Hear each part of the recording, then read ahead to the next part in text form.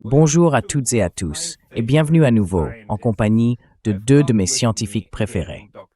J'ai de nouveau avec moi la Dr. Ivana Nikolic-Hughes, directrice du programme Frontiers of Science à l'Université Columbia, et le Dr. Stephen Starr, ancien directeur du programme de sciences de laboratoire clinique de l'Université du Missouri. Ivana, Stephen, bon retour parmi nous. Ivana, Stephen, welcome back. Merci beaucoup de nous reçu. Eh bien, merci beaucoup d'avoir accepté de discuter avec nous aujourd'hui de la réalité et de la réalité vraiment, vraiment terrible de la menace nucléaire. Je sais, Stephen, que tu as préparé quelques diapositives, alors je te passe la parole.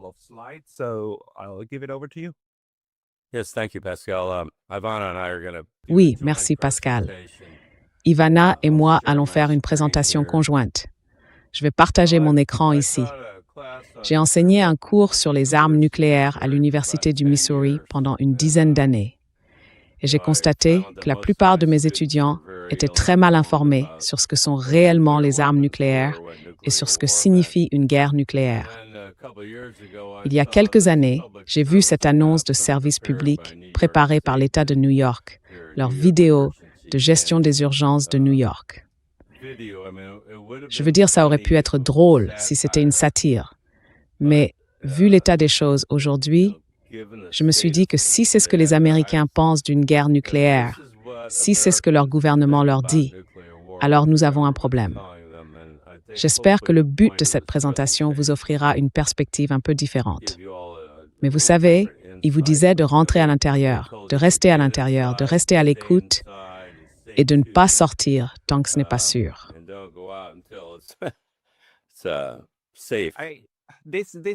C'était très populaire il y a quelques années quand c'est sorti, parce que la vidéo est vraiment absurde. C'est un peu comme, bon, restez à l'abri et prenez quelques encas. Restez à l'écoute, vous gérez ça.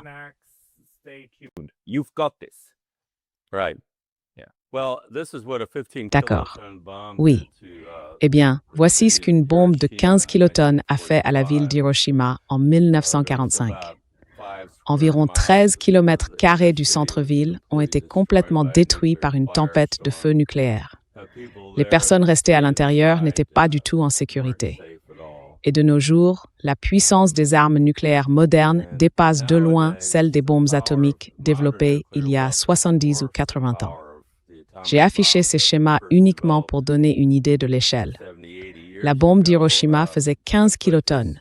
Kilotonnes signifiant des milliers de tonnes d'équivalent explosif TNT. Le Soleil est dans le coin gauche, là.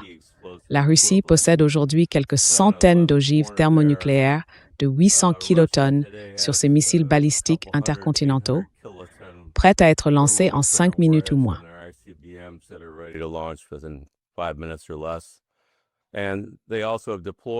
Ils ont également déployé ces bombes incroyablement puissantes de 57 000 kilotonnes. Rappelez-vous, 1000 kilotonnes équivalent à une mégatonne, soit 1 million de tonnes de TNT. Voici une image d'une bombe qu'ils ont fait exploser en 1961.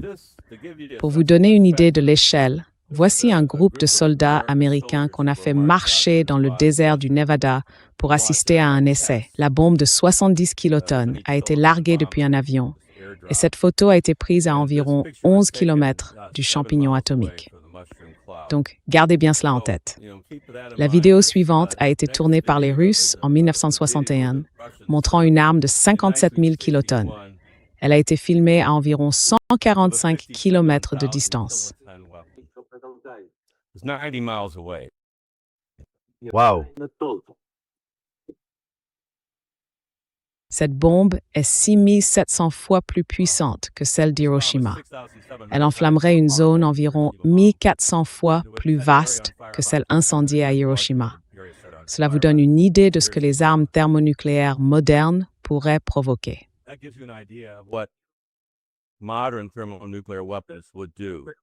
Maintenant, je passe la parole à Ivana. Elle peut prendre l'ave. Thanks so much, Stephen. So Merci beaucoup, Stephen. Vous avez donc déjà eu, grâce à Stephen, une idée de l'ampleur énorme et des énergies colossales mises en jeu dans ces explosions nucléaires. J'ai ici une comparaison un peu différente. Sur l'image du milieu, vous voyez à nouveau la ville d'Hiroshima détruire une bombe atomique de 15 kilotonnes. Et en bas, les Russes, les Soviétiques ont testé la Tsar Bomba. Vous venez de l'entendre, 57 000 kilotonnes. La plus grande explosion américaine fut l'essai Castle Bravo en 1954, une autre bombe thermonucléaire ou à hydrogène. Voici l'image du nuage en forme de champignon de Castle Bravo qui atteignait 40 km de haut et 100 km de large. Et cette explosion était exactement 1000 fois plus puissante que la bombe d'Hiroshima. Mais comment cela se compare-t-il réellement aux explosifs chimiques?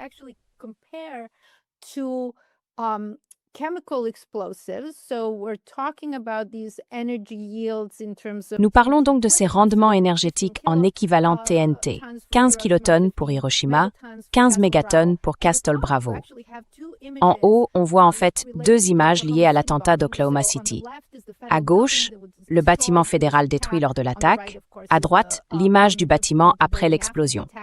Cela s'est produit en avril 1995, il y a un peu plus de 30 ans. Le récit officiel indique que Timothy McVeigh a rempli un camion Ryder d'explosifs chimiques.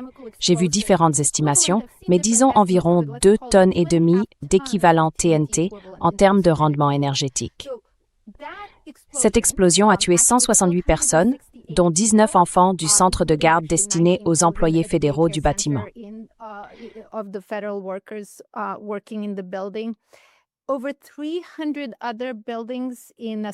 Plus de 300 autres bâtiments dans un rayon de 16 pâtés de maison ont été soit endommagés, soit détruits. Les dégâts s'élevaient alors à 650 millions de dollars, ce qui, en valeur actuelle, représenterait probablement bien plus d'1 milliard. Et nous parlons d'un rendement énergétique 6 000 fois inférieur à celui de la bombe d'Hiroshima ou 6 millions de fois inférieur à celui de la bombe Castle Bravo.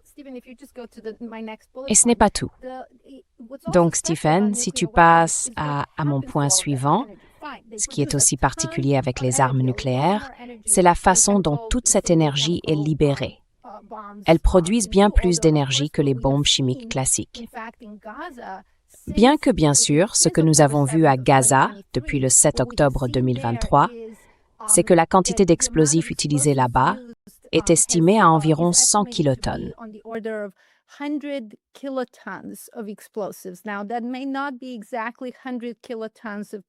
Alors, ce n'est peut-être pas exactement l'équivalent de 100 kilotonnes de TNT, mais cela reste de l'ordre de quelques bombes d'Hiroshima.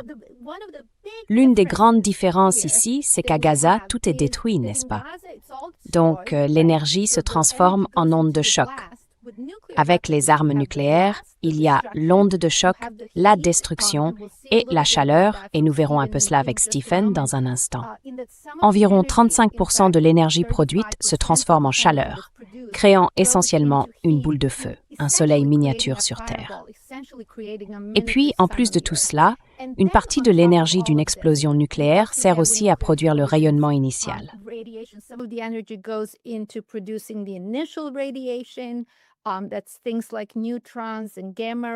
Ce sont des éléments comme les neutrons et les rayons gamma, tous deux très destructeurs, surtout pour la santé humaine. Mais il y a aussi les conséquences à long terme des retombées radioactives provenant de plusieurs isotopes, dont certains jouent des rôles particulièrement problématiques. Je veux simplement en souligner quelques-uns, bien qu'il y en ait d'autres. Par exemple, l'iode 131 s'accumule dans la thyroïde et est associé à de nombreux cancers de la thyroïde dans les communautés exposées aux retombées radioactives. Cela ne concerne pas seulement Hiroshima et Nagasaki, c'est aussi lié à l'époque des essais nucléaires, dans les lieux où ces essais ont été menés, comme les îles Marshall, Kiribati, l'Algérie, le site d'essai du Nevada aux États-Unis et le Kazakhstan, qui abritaient ce très grand site d'essais nucléaires soviétiques.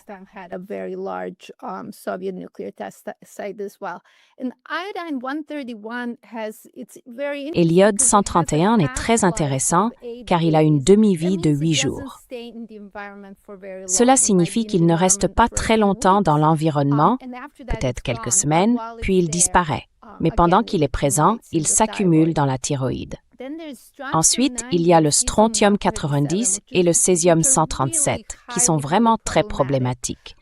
Tous deux ont une demi-vie d'environ 30 ans, ce qui veut dire qu'ils peuvent essentiellement rester dans l'environnement pendant, disons, plus de 200 ans. Et tous deux sont très actifs biologiquement. Le strontium est chimiquement similaire au calcium, et bien sûr, nous savons tous que nous avons du calcium dans nos os. Nous consommons également du calcium, par exemple, lorsque nous buvons du lait.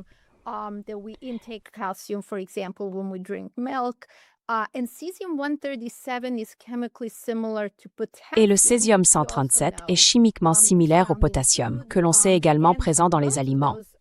Tous deux, bien sûr, sont incorporés dans nos cellules, nos tissus, nos os, et ainsi de suite. Ainsi, lorsque ces isotopes radioactifs sont présents dans l'environnement, dans le sol, les plantes les absorbent. Puis, lorsque nous mangeons ces plantes, ou lorsque les vaches mangent de l'herbe contenant du strontium 90, nous pouvons finir par boire du lait qui contient du strontium 90. Les derniers que je souhaite mettre en avant sont les isotopes du plutonium. Il existe différents types d'isotopes du plutonium. Le plutonium est très lourd et il peut être inhalé, il va directement dans les poumons.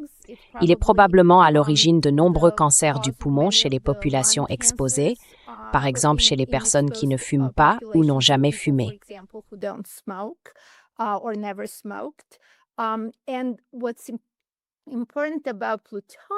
Et ce qui est particulièrement important à propos du plutonium, c'est que certains de ces isotopes ont des demi-vies de plusieurs milliers d'années. Le plutonium 239, par exemple, a une demi-vie d'environ 24 500 ans. Cela signifie qu'il reste présent dans l'environnement pendant des centaines de milliers d'années. Je pense que ce type d'exposition aux radiations montre vraiment que les armes nucléaires sont totalement différentes de tout autre moyen que l'on pourrait utiliser en temps de guerre, ou, par exemple, de ce qui a été utilisé à Gaza, où l'on peut imaginer revenir et reconstruire. Ce type de retombée radioactive n'affecte pas seulement les régions locales. Il peut se propager à travers le globe et persister pendant des périodes extrêmement longues. En fait, mes propres recherches à Columbia, avec des étudiants et des collègues dans les îles Marshall, qui étaient... Pouvez-vous juste revenir en arrière? Radish Desabori. Oui, c'est bon. Ce site a été utilisé pour les essais nucléaires américains de 1946 à 1958. Nos recherches menées au cours des 5 à 8 dernières années indiquent qu'il existe des niveaux significatifs, non pas d'iode 131, qui a disparu depuis longtemps, mais d'autres isotopes encore présents dans le sol, comme le césium 137, ainsi que dans les aliments, avec des niveaux élevés de rayonnement gamma. Et cela, bien sûr, dans un endroit où les essais se sont terminés il y a presque 70 ans. Alors, encore une diapositive de ma part, vous pouvez passer à la suivante. L'une des choses à propos des radiations que nous ne mesurons pas toujours à sa juste valeur, c'est qu'elles sont nocives pour la santé humaine. Elles peuvent provoquer diverses maladies, notamment le cancer. L'exposition aux radiations peut augmenter le risque de cancer. Mais ce que montre ce graphique, c'est essentiellement que sur l'axe des abscisses, nous observons l'âge auquel une personne est exposée à une certaine quantité de radiation.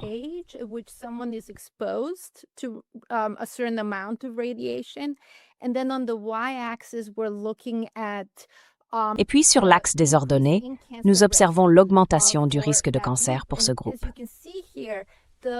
Comme vous pouvez le voir ici, 2 éléments frappants se dégagent de ce graphique.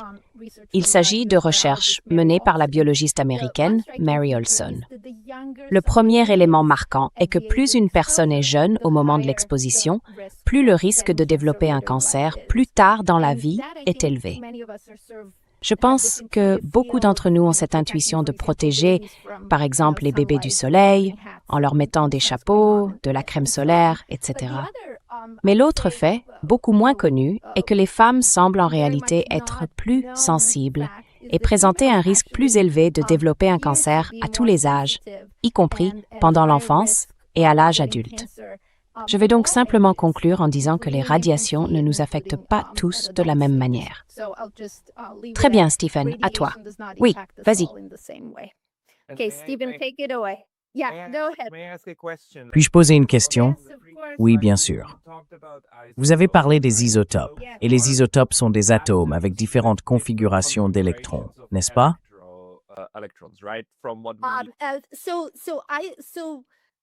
Ainsi, les atomes possèdent des protons et des neutrons dans le noyau et des électrons à l'extérieur du noyau. Ce qui fait qu'un élément est un isotope, par exemple le césium, c'est que vous pouvez avoir du césium-134 et du césium-137. La seule différence entre eux est qu'ils ont le même nombre de protons et d'électrons, mais un nombre différent de neutrons dans le noyau. Certains isotopes qui n'ont pas exactement le bon nombre de neutrons deviennent moins stables et finissent par se désintégrer de manière radioactive. Lorsqu'ils se désintègrent, ils peuvent émettre différents types de rayonnements, par exemple des rayons gamma ou des particules alpha ou bêta, et ainsi de suite.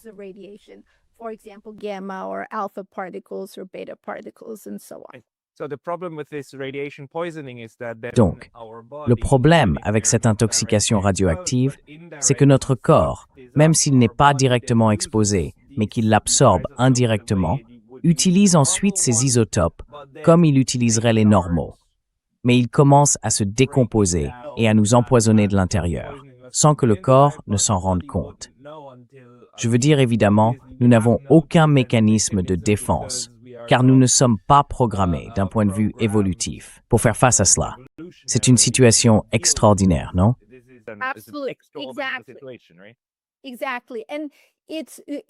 Exactement. Et c'est un très bon point que vous soulignez, la différence entre l'exposition externe et l'exposition interne. Donc, si je me trouve dans une zone où certains de ces isotopes radioactifs se trouvent dans le sol, par exemple s'il y a du plutonium et que je suis un enfant jouant dans la terre, je pourrais en inhaler. Mais autrement, avec quelque chose comme le césium présent dans le sol, je pourrais être exposé à un peu de rayonnement gamma de manière externe. C'est très différent de l'exposition interne. Lorsque le césium-137 du sol pénètre dans la nourriture, comme dans les îles Marshall où il se retrouve dans les noix de coco, et que les gens mangent ces noix de coco. Le césium se retrouve alors à l'intérieur, incorporé dans vos cellules et vos tissus, et à partir de là, il se désintègre, et les rayons gamma provoquent des ravages dans le corps, dans les cellules, dans l'ADN, et ainsi de suite.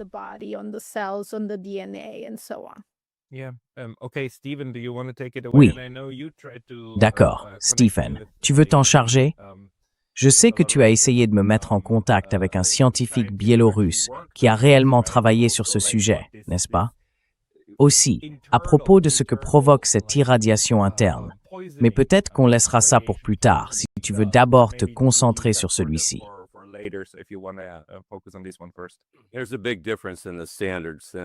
Il existe une grande différence dans les normes, et je pense que les normes de sécurité en matière de radiation servent en réalité à dissimuler le danger des isotopes ingérés et absorbés à l'intérieur du corps. Mais nous pourrons en parler une autre fois. Je veux plutôt parler des armes nucléaires, celles qui existent aujourd'hui. Les États-Unis et la Russie possèdent chacun environ 1700 armes nucléaires, chacune entre 7 et 87 fois plus puissante que la bombe atomique d'Hiroshima. Elles sont déployées et prêtes à l'emploi.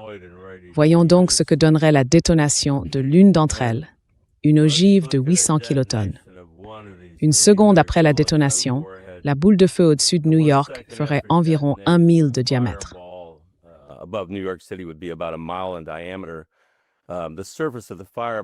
La surface de la boule de feu est plus chaude que celle du Soleil. Et c'est Vous savez, comme Ivana l'a fait remarquer, la différence entre un explosif chimique et un explosif nucléaire. Un explosif chimique brûle à environ 7000 à 9000 degrés Fahrenheit. Celui-ci atteint 100 millions de degrés. C'est donc comme si un morceau du Soleil apparaissait soudainement sur Terre, ce qui n'est pas une bonne chose.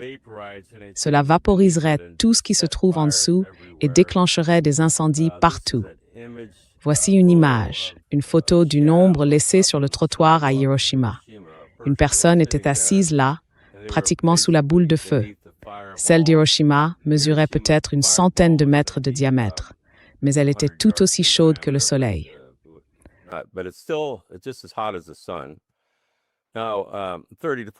Maintenant, 30 à 40 secondes après la détonation, on verrait le nuage en forme de champignon et la boule de feu s'élever à plusieurs centaines de kilomètres à l'heure. En dessous, tous les incendies instantanément déclenchés par cette boule de feu commenceraient à se rejoindre, et en quelques dizaines de minutes, ils formeraient un gigantesque brasier. Nous appelons cela une tempête de feu nucléaire. Des vents souffleraient vers le centre à des centaines de kilomètres à l'heure, assez puissants pour déraciner des arbres. La température de l'air dans la zone en feu atteindrait entre 400 et 500 degrés Fahrenheit en 10 ou 15 minutes, bien au-dessus du point d'ébullition de l'eau.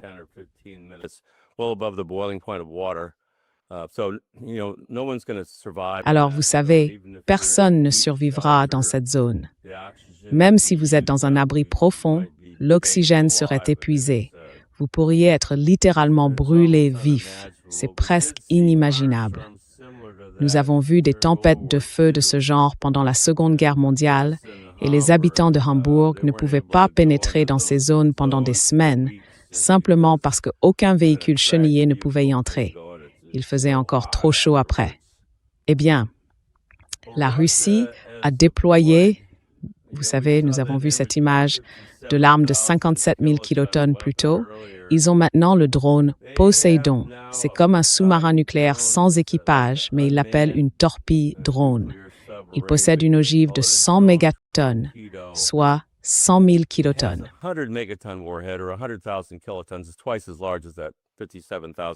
Il est 2 fois plus puissant que cette ogive de 57 000 kilotonnes. Il se déplace à environ 185 km à l'heure et possède pratiquement une portée illimitée, car il est propulsé par un petit réacteur nucléaire. Cela signifie qu'il peut être déployé au large d'une côte et y rester indéfiniment. Lorsqu'il explose, il peut créer une zone d'incendie de 13 000 à 18 000 km², ainsi qu'un raz-de-marée radioactif. Pour comparer les zones d'incendie, à gauche, sous le petit repère rouge au centre de Manhattan, se trouve la zone d'incendie de la bombe d'Hiroshima et à droite, celle d'une bombe Poséidon de 100 mégatonnes. C'est un sous-marin russe qui en transporterait 6 et 3 de ces sous-marins ont déjà été déployés. Si l'on faisait exploser un drone Poséidon à Pearl Harbor, cela mettrait littéralement toute l'île d'Hawaï en feu.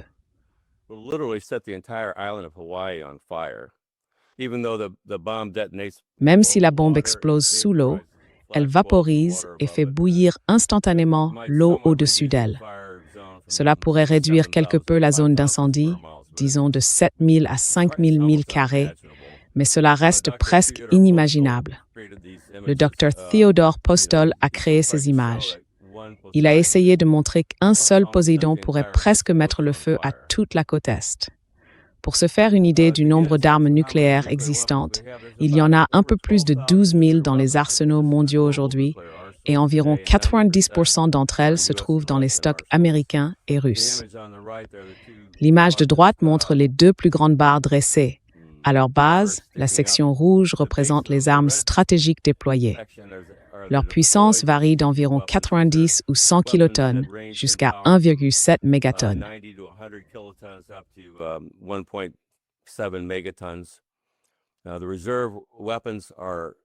Actuellement, les armes de réserve sont entreposées.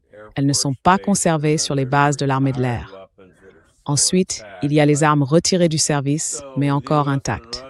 Ainsi, les États-Unis et la Russie possèdent chacun plus de 5 000 armes nucléaires. Le reste du monde se compte par centaines. C'est pourquoi, lorsqu'on parle de désarmement nucléaire, il est essentiel d'amener la Russie et les États-Unis à dialoguer. Les États-Unis et la Russie peuvent chacun lancer entre 800 et 1000 de ces ogives nucléaires stratégiques en 5 minutes ou moins. Les Russes disposent d'une autorité de commandement nucléaire. Ils peuvent appuyer sur un bouton, passer outre tous les niveaux de commandement inférieurs et lancer directement. Vous savez, le traité START, le nouveau START, est sur le point d'expirer. C'est notre dernier accord de contrôle des armements nucléaires encore en vigueur.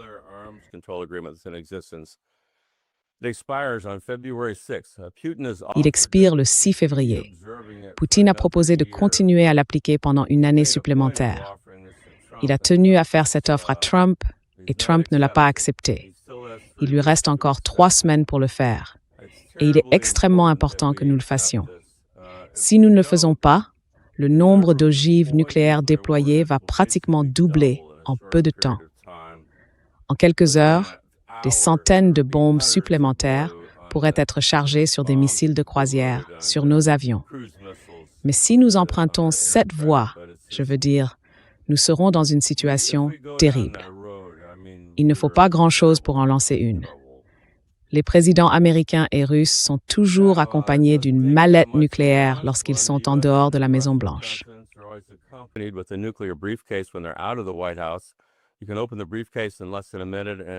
Vous pouvez ouvrir la mallette en moins d'1 minute et en 1 autre minute ou moins, ordonner l'utilisation d'une seule arme nucléaire ou de milliers d'entre elles. S'ils se trouvent au Kremlin ou à la Maison-Blanche, ils peuvent le faire sans avoir la mallette.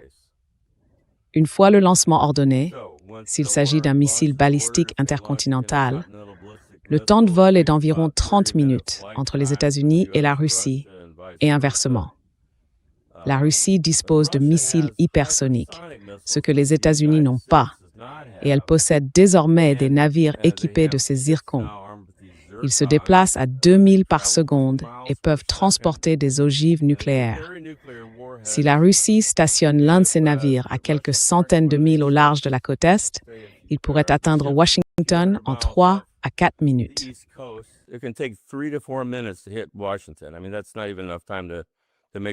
Je veux dire, ce n'est même pas assez de temps pour donner l'ordre de lancer les missiles depuis nos silos. Donc, et maintenant, la Russie vient également de déployer un nouveau missile balistique intercontinental avec une portée de 11 000 km. Il peut aller n'importe où.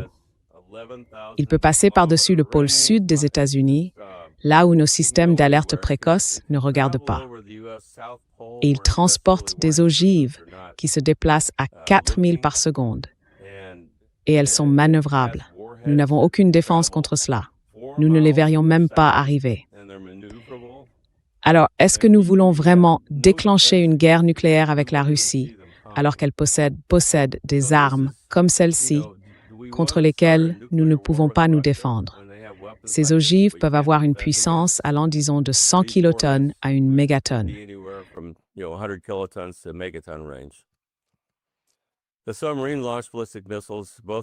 Les missiles balistiques lancés depuis des sous-marins, les États-Unis et la Russie disposent tous d'eux de sous-marins nucléaires qu'ils peuvent positionner au large des côtes et qui sont capables de frapper des cibles aux États-Unis ou en Russie en 7 minutes ou moins. Chaque sous-marin américain de classe Trident transporte 24 missiles et ils peuvent être utilisés pour lancer une première frappe nucléaire. Ces missiles peuvent être tirés toutes les 15 secondes lorsque le sous-marin se trouve à 45 mètres de profondeur. Si l'on positionne l'un de ces sous-marins de classe Oyo dans la mer de Barents, il peut atteindre Moscou en 7 minutes. Les Russes doivent donc en tenir compte. Lorsque Trump menace en disant « Eh bien, nous allons envoyer l'un de nos sous-marins au large de leur côte, juste pour les avertir », cela fait retentir de nombreuses sonnettes d'alarme.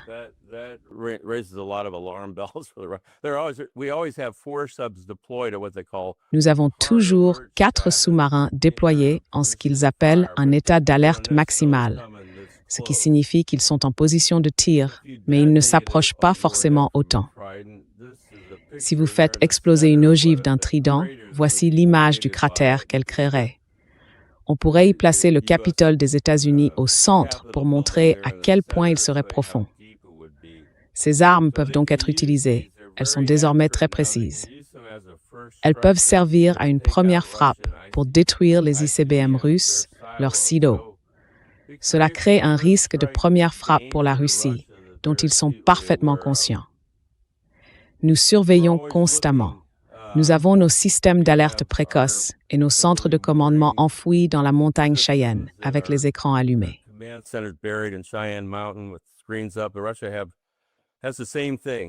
La Russie a la même chose, donc les deux camps sont toujours en alerte, 24 heures sur 24, guettant une attaque. Tout cela se déroule en quelque sorte en coulisses. Nous n'y pensons pas, nous n'en entendons pas parler, mais c'est là. J'ai réalisé une vidéo qui montre ce qui se passerait si nous étions assez stupides pour nous retrouver dans une situation où quelqu'un tirerait une arme nucléaire et où la Russie déciderait de riposter. Cela commence par une frappe russe contre des cibles en Europe et au sein de l'OTAN. Une fois que cela se produit, les États-Unis lancent ce qu'ils appellent une frappe de contre-force, visant les forces nucléaires et conventionnelles russes. La Russie détecte cela, puis elle lance une frappe à grande échelle contre les États-Unis. Les États-Unis voient cela et nous lançons à notre tour une frappe à grande échelle.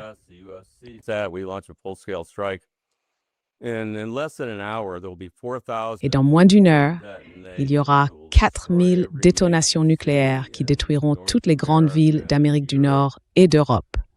Probablement la Chine aussi. Les immenses tempêtes de feu nucléaires créées par ces explosions couvriront des centaines de milliers de kilomètres carrés et tout ce qui est vaguement inflammable dans les zones incendiées brûlera. Comme je l'ai déjà dit, il n'y a pas de survivants dans ces zones, car les températures y dépasseront largement le point d'ébullition de l'eau. Environ 150 millions de tonnes de fumée et de suie seront produites par ces tempêtes de feu, et elles s'élèveront rapidement au-dessus du niveau des nuages, dans la stratosphère, où elles ne pourront pas être lessivées par la pluie. Les vents violents de la stratosphère disperseront la fumée autour de la Terre en environ une semaine, formant une couche mondiale de fumée stratosphérique.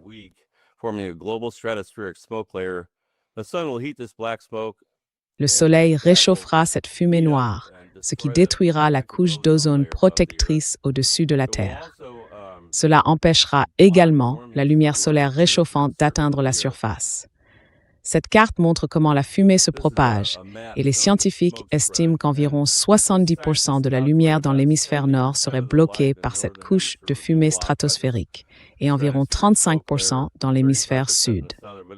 Il ferait trop froid pour cultiver quoi que ce soit pendant longtemps. 2 semaines après la guerre, les températures chuteraient partout sur Terre, descendant en dessous de zéro sur les régions continentales. Le froid extrême réduirait les précipitations de 90%. Il pourrait faire en dessous de zéro chaque jour pendant jusqu'à 3 ans en Amérique du Nord centrale et en Eurasie. Et ce froid, cette obscurité empêcherait l'agriculture alimentaire pendant de nombreuses années.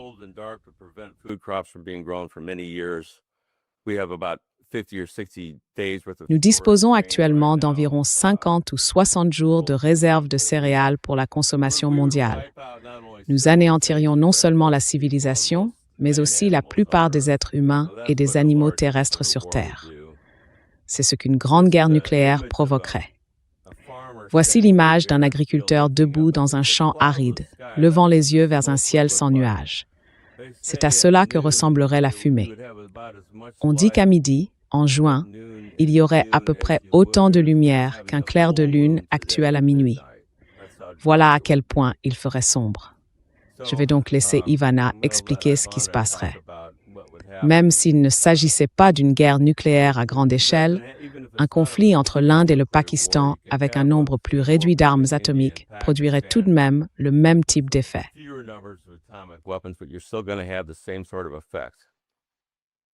Yeah, no, thank you, Stephen. Oui, non, merci, Stephen. Ce que Stephen vient de décrire est ce qu'on appelle l'hiver nucléaire.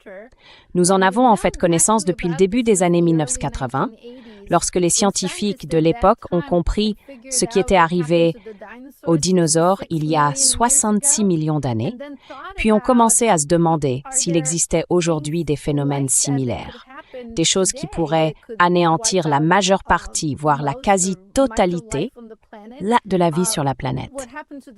Ce qui est arrivé aux dinosaures, c'est qu'un astéroïde a percuté la Terre à l'endroit qui correspond aujourd'hui à la péninsule du Yucatan, au Mexique, provoquant des bouleversements environnementaux mondiaux d'une ampleur considérable, notamment un refroidissement initial du climat, suivi d'autres effets par la suite.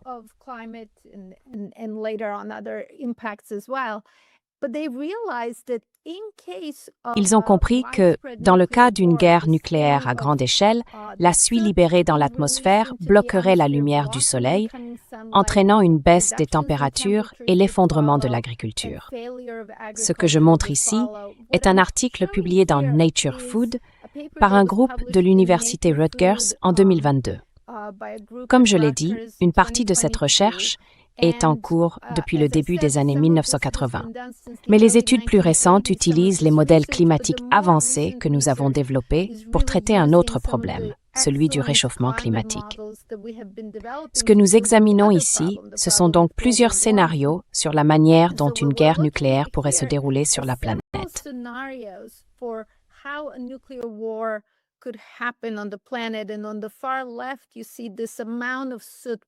Tout à l'extrême gauche, vous voyez la quantité de suie produite. Par exemple, le scénario intermédiaire ici, 37 téragrammes, soit 37 millions de tonnes de suie, est censé représenter une situation qualifiée de guerre nucléaire régionale limitée entre l'Inde et le Pakistan. Dans ce cas, le nombre de victimes directes dues au phénomène dont nous avons parlé, comme l'explosion et la chaleur, est estimé à plus de 30 millions de personnes. Les deux scénarios du bas font référence à une guerre dans laquelle les États-Unis et la Russie utiliseraient environ un tiers de leurs arsenaux actuels, soit environ 4400 ogives au total.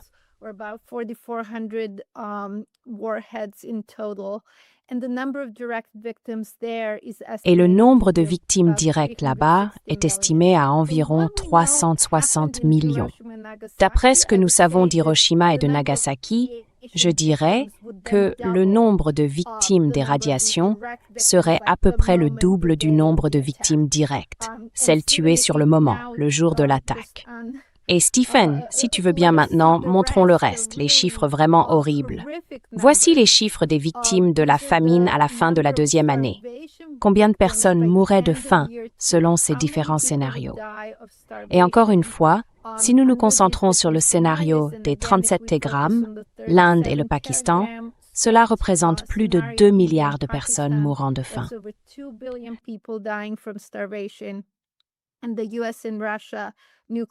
Et dans le scénario d'une guerre nucléaire entre les États-Unis et la Russie, plus de 5 milliards de personnes mourraient de faim. J'ajouterais que c'est encore pire que cela, car cette étude se basait sur une population mondiale de 7 milliards d'habitants. Nous en avons maintenant plus de 8 milliards. On peut donc simplement ajouter 1 milliard de morts supplémentaires à chacun de ces scénarios. Car le fait que nous soyons plus nombreux signifie que davantage de personnes mourraient de faim. Il n'y aurait pas plus de nourriture simplement parce qu'il y a plus de gens pour la produire. Il s'agit de l'incapacité de la planète à soutenir une telle croissance. Donc, si vous passez à la diapositive suivante, je pense que notre grande conclusion ici est que nous devons éliminer les armes nucléaires. Nous voulions vous donner une idée de l'ampleur de ces armes et de ce qu'il advient de l'énergie qu'elles produisent.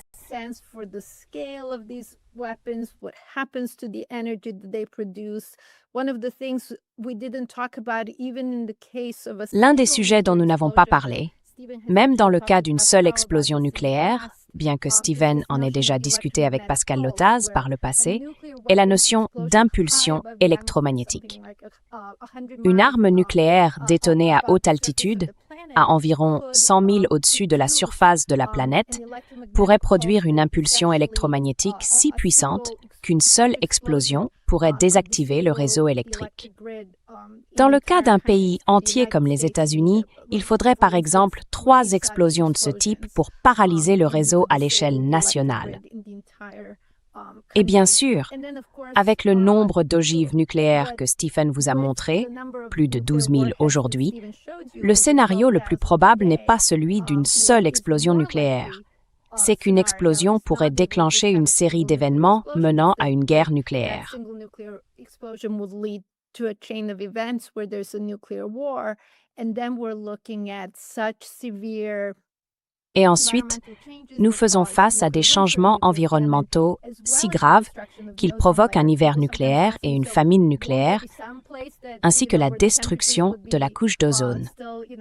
Les gens me demandent parfois, alors n'y aurait-il pas un endroit où les températures resteraient encore favorables à la vie? Par exemple, la Nouvelle-Zélande pourrait être un tel endroit.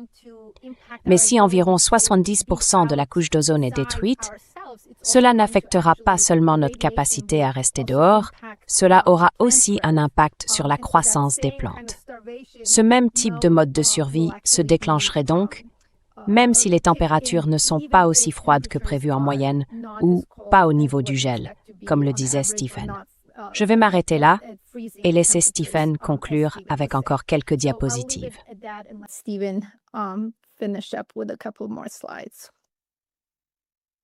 Je voulais terminer sur une note légèrement positive, car nous pouvons encore empêcher une guerre nucléaire. Et nous avons eu par le passé des dirigeants qui étaient très clairs à ce sujet.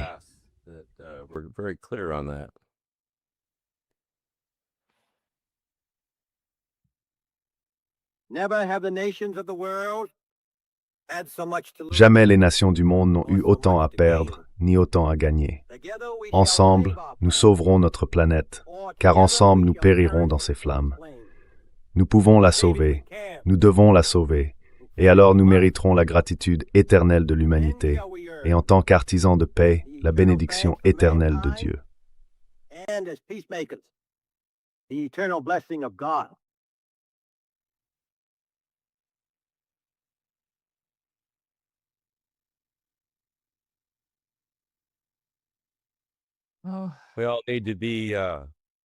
Amen. Nous devons tous être comme John F. Kennedy et prendre la parole. Nous ne pouvons pas rester silencieux maintenant, pas avec la tournure que prennent les choses. Nous avons ignoré les conséquences environnementales à long terme de la guerre nucléaire pendant des décennies, et cela doit faire partie du débat. Il n'existe aucun objectif politique ou national qui vaille le risque de détruire la majeure partie de la vie sur Terre. Voilà donc mon dernier mot à ce sujet.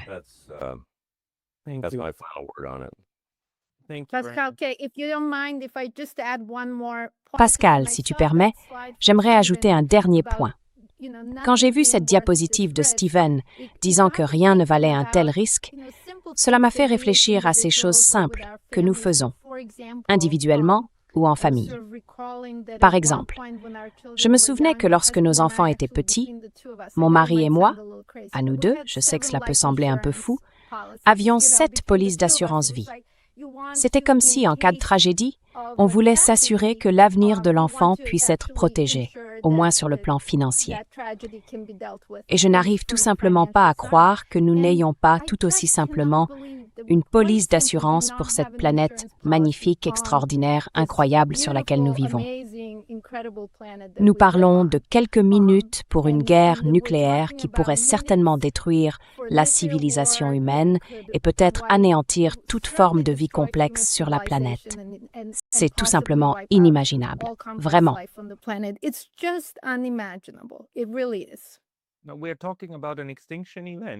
Nous parlons d'un événement d'extinction. Je veux dire, nous serions chanceux en tant qu'espèce si nous survivions à cela. Les chances que chaque être humain disparaisse après 20 ou 30 ans sont très élevées et bien réelles. Et aucun bunker au monde ne te sauvera de la famine s'il n'y a plus personne pour cultiver la terre, n'est-ce pas? La seule chose qui sépare un avenir de ce genre d'un avenir prospère, c'est la politique. Il n'existe aucune assurance contre cela. Le plus fou, c'est que dans les années 1960, nous le comprenions et nous avions peur. Les gens avaient vraiment peur. Mon père, qui a aujourd'hui 81 ans, m'a dit que lorsqu'il était jeune adolescent, il craignait sérieusement que le monde ne prenne fin le lendemain, que le feu n'engloutisse toute l'Europe, et peu importait où l'on vivait.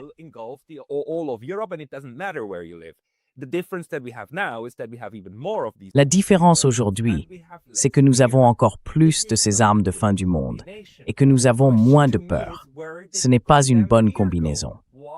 La question pour moi, c'est où est passée cette foutue peur? Ou, comme le dit M. Karaganov en Russie, comment faire pour que les gens aient à nouveau peur de cette réalité? Parce que c'est bien une réalité. Peut-être que nous sommes devenus tellement habitués à la considérer comme de la science-fiction que nous la traitons comme un film, non? Nous la pensons littéralement comme des films. Et c'est ce que la vidéo que tu as mentionnée au début, Stephen, suggère en quelque sorte. Tu sais, c'est un peu comme « Oh, on connaît ça grâce au film. La grosse catastrophe arrive. C'est dangereux. Réfugions-nous simplement sur nos canapés bien au chaud et attendons que ça passe. »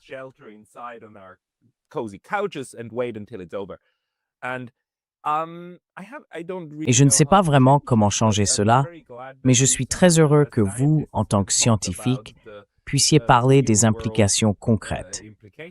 Parce que les plus fous parmi les fous sont ceux qui disent « on peut prendre le risque, ça en vaut la peine ». Du genre « ça en vaut la peine » à la Madeleine Albright. Essayons. Avez-vous, d'après vos recherches et les nombreuses années que vous avez passées dans ce domaine, une idée de s'il y a à nouveau un changement dans la manière dont nous essayons d'aborder cette question? Parce que je trouve fascinant que M. Poutine dise « j'étendrai unilatéralement le régime, je vais simplement m'y tenir, même s'il a expiré ». Mais Donald Trump vient de dire « peu importe, je m'en fiche, nous avons besoin de plus d'armes ». Je veux dire, nous en avons déjà assez pour détruire la planète de toute façon. Qu'est-ce que...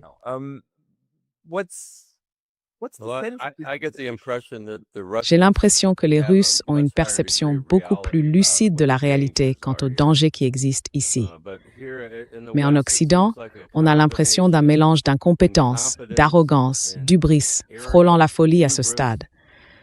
J'ai donné une conférence l'autre jour et j'ai dit que les dirigeants des États-Unis et de l'OTAN n'avaient plus aucune crainte de la dissuasion nucléaire ni de la guerre nucléaire.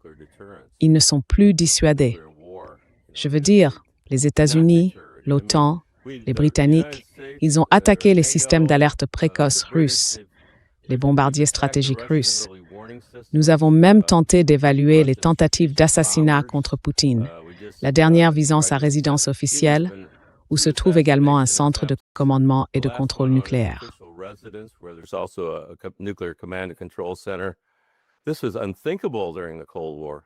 C'était impensable pendant la guerre froide. Je veux dire, comme vous le dites, les gens n'auraient tout simplement pas fait ça. Rien de tel ne s'était jamais produit. Mais maintenant, ils jouent à la guerre nucléaire chaque semaine, et je ne comprends pas. Les Britanniques et les États baltes parlent d'arrêter des navires russes en haute mer pour montrer quelque chose à la Russie. Eh bien, les Russes maintenant, beaucoup d'entre eux, parlent sérieusement d'utiliser une arme nucléaire contre les Britanniques ou l'OTAN. Beaucoup de gens y sont même favorables. Poutine est probablement la seule personne qui ne veut pas l'utiliser. Et je trouve qu'il y a une grande ironie dans l'idée que beaucoup de ces néoconservateurs pensent que s'ils parviennent simplement à se débarrasser de Poutine, tout ira bien.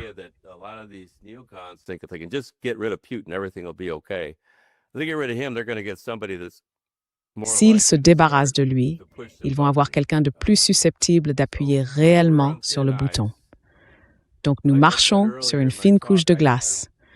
Comme je l'ai dit plus tôt dans mon exposé, ce dont nous avons vraiment besoin maintenant, c'est de nous calmer et d'accepter l'offre de Poutine de prolonger d'1 an l'observation du traité New START.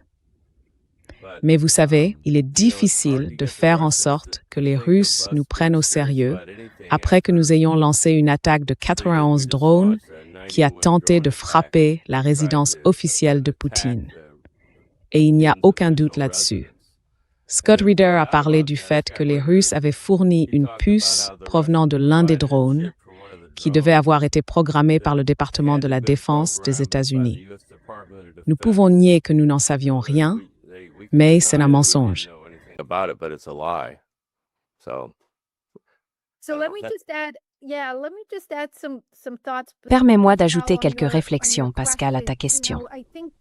Tu sais, je pense qu'une partie de la raison pour laquelle les gens ont cessé, non pas d'avoir peur, mais simplement d'être conscients de cette menace, vient de cette idée qu'à la fin de la guerre froide, la menace d'une guerre nucléaire avait disparu.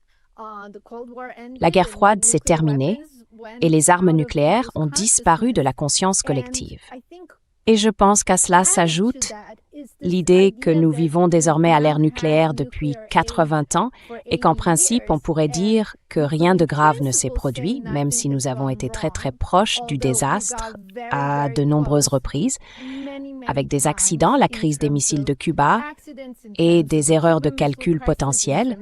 Et nous sommes encore, comme l'a dit Stephen, sur une glace très fine. Cette idée que rien ne s'est mal passé donne aux gens un faux sentiment de sécurité. Ils se disent « Oh, nous savons ce que nous faisons. Nous contrôlons la situation. Nous gardons ces armes de manière sûre et sécurisée. Donc tout doit bien fonctionner. Les adultes doivent être aux commandes. »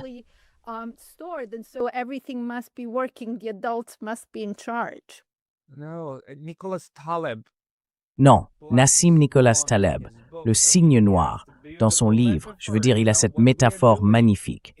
Vous savez, ce que nous faisons, c'est que nous sommes les dindes 2 jours avant Thanksgiving, pointant un graphique en disant « Pendant toute l'année, la population de dindes a augmenté. Rien à craindre. » Je veux dire, il suffit d'un seul événement.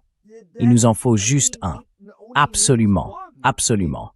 Vous savez, on en arrive au point où des amis à moi me disent que leur meilleur espoir, c'est un documentaire sur des extraterrestres essayant de nous protéger de notre propre destruction.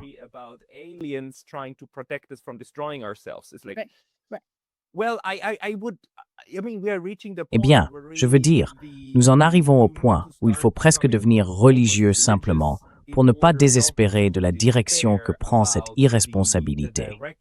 Le fait est que, même dans un système comptant 2 ou 3 puissances nucléaires, si l'une d'elles est assez irresponsable, alors tout le système s'effondre. Je veux dire, l'idée même de la destruction mutuelle assurée n'est une garantie que si les gens veulent réellement l'éviter. Si un camp dit « Très bien, anéantis-moi, 80% de ma population disparue, ça me va », alors tout s'écroule.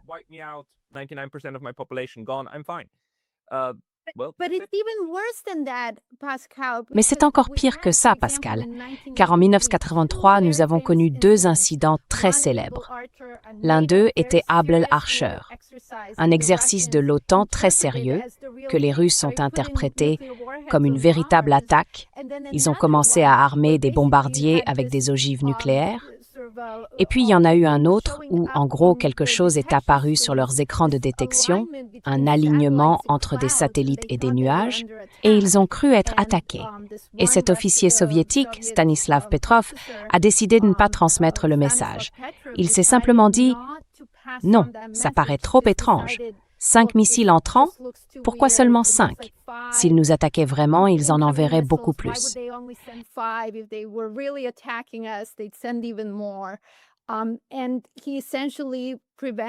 Et il empêche essentiellement la guerre nucléaire. Vous savez, à lui seul, l'homme qui sauve le monde. Et aujourd'hui, il suffit qu'une seule personne pense qu'elle est attaquée, pas même qu'elle prenne la décision délibérée d'attaquer un autre pays, mais simplement qu'elle croit être attaquée et qu'elles doivent riposter. Et si cela arrive, encore une fois, nous sommes tous condamnés car cette première frappe ne mettra pas fin à l'histoire. Les simulations, les jeux de guerre, montrent que ça finit toujours par une guerre nucléaire totale. Mais je veux ajouter une chose sur une note un peu plus positive. Vous avez dit que dans les années 60, les gens avaient peur.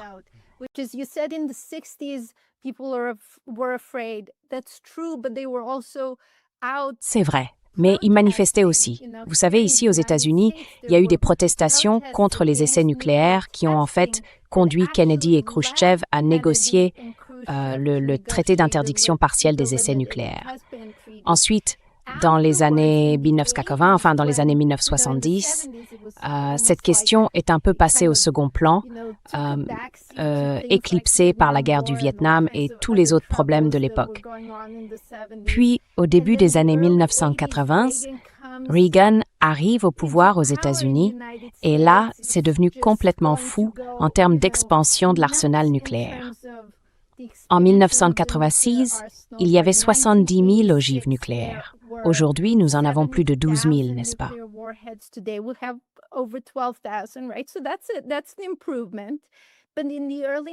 C'est donc cela le progrès. Mais au début des années 1980, ici à New York, en 1982, 1 million de personnes ont défilé à Central Park contre la course aux armements nucléaires. Il y avait alors un niveau de conscience très large. Il y a eu le film The Day After, qui a convaincu Reagan qu'il devait réellement s'éloigner de la menace de guerre nucléaire. Le rassemblement de Central Park a même influencé un jeune homme politique russe nommé Mikhail Gorbatchev, qui a commencé à se demander s'il existait un moyen de se rapprocher des Américains. Et en fait, Gorbatchev et Reagan ont presque convenu d'éliminer les arsenaux nucléaires américains et soviétiques.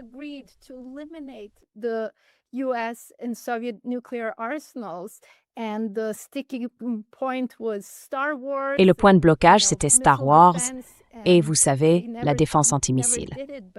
Et ils ne l'ont jamais fait. Mais nous pouvons le refaire. C'est une décision politique. Nous avons besoin d'une prise de conscience publique à grande échelle. Il faut que les gens comprennent ce qui est en jeu. Les choses dont Stephen et moi avons parlé, ce n'est pas de la science-fiction, ce n'est pas inventé, ce n'est pas fondé sur ce que nous pensons qui pourrait arriver, ni sur l'imagination d'un écrivain ou d'un cinéaste inventant une histoire de science-fiction. C'est étayé par des preuves scientifiques. C'est quelque chose que nous savons, d'une certaine manière, depuis des décennies. Et tant que les gens ne comprendront pas ce qui est en jeu, nous ne pourrons pas y faire face.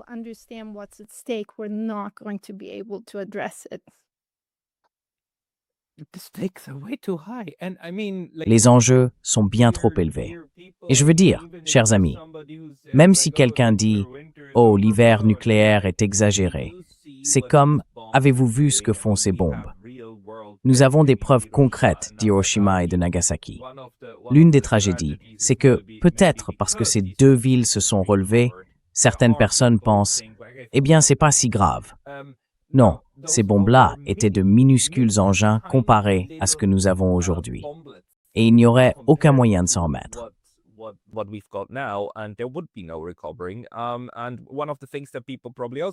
Et l'une des choses que les gens sous-estiment probablement, c'est qu'ils entendent des personnes comme nous, des scientifiques et des universitaires en parler, et ils pensent que c'est bien connu.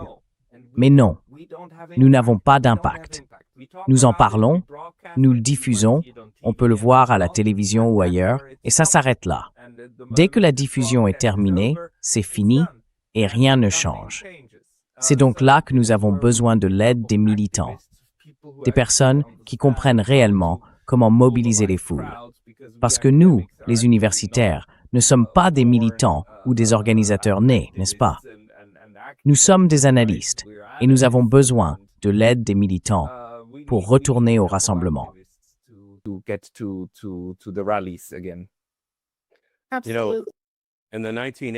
Vous savez, dans les années 1980, nous n'avions pas Internet. Et c'est une chose. Aujourd'hui, nous pouvons rendre quelque chose viral si nous le voulons. Alors, je demanderai à tous vos auditeurs, si vous avez trouvé notre présentation convaincante, diffusez-la. Envoyez-la à vos amis, à vos proches, et demandez-leur d'en faire autant, car quelque chose peut devenir viral très rapidement. Des millions de personnes peuvent regarder cela si vous prenez la peine de le partager, de le diffuser. Nous faisons tout notre possible pour vous informer, mais c'est à vous de prendre l'initiative.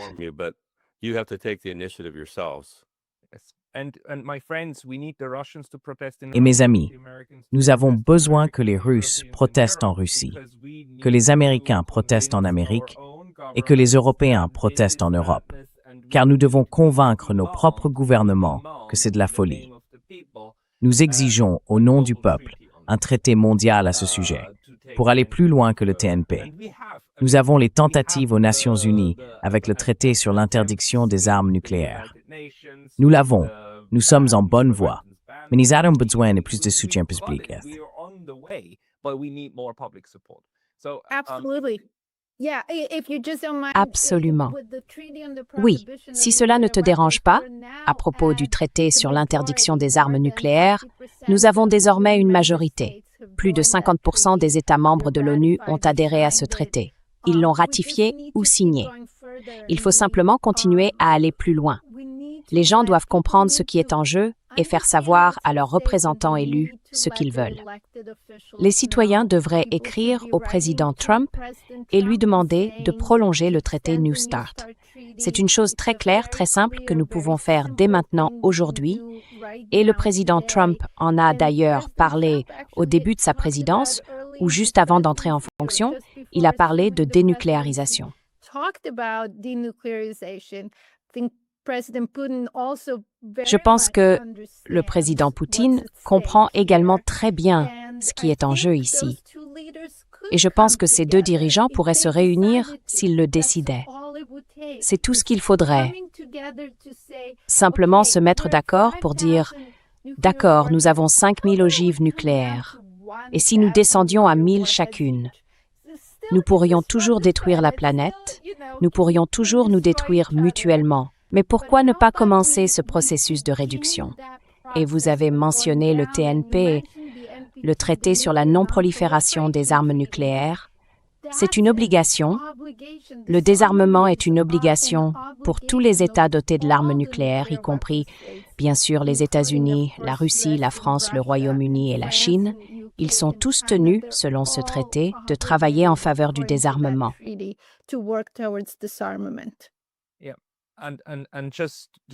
Oui, et juste pour mentionner, nous avons des exemples de réussite et nous avons mis au point des mécanismes politiques. Scott Richter en fait partie.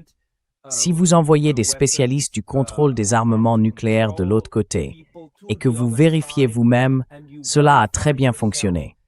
Cela a conduit à des réductions. Nous savons donc quels types de mécanismes peuvent être utilisés de manière réaliste. Ce n'est pas comme si on disait « Ah, vous rêvez ». Non, non. Ce sont des mécanismes réalistes, parce que chacun vérifie l'autre. Vous concluez un accord, puis vous vérifiez et vous intégrez la vérification ainsi que la résolution des différends dans ces mécanismes. Bref, je vous remercie tous les deux pour votre engagement et pour vos travaux sur ce sujet. Ivana Hughes et Stephen Starr. On peut vous trouver, je veux dire, si les gens recherchent vos noms sur Google, ils peuvent trouver vos profils, vos publications. Ne manquez lien dans la description de cette vidéo ci-dessous. Ivana, Stephen, merci pour votre team. Ivana, Stephen, thank you for your time today. Merci beaucoup. Merci, Pascal Lotas. Pascal.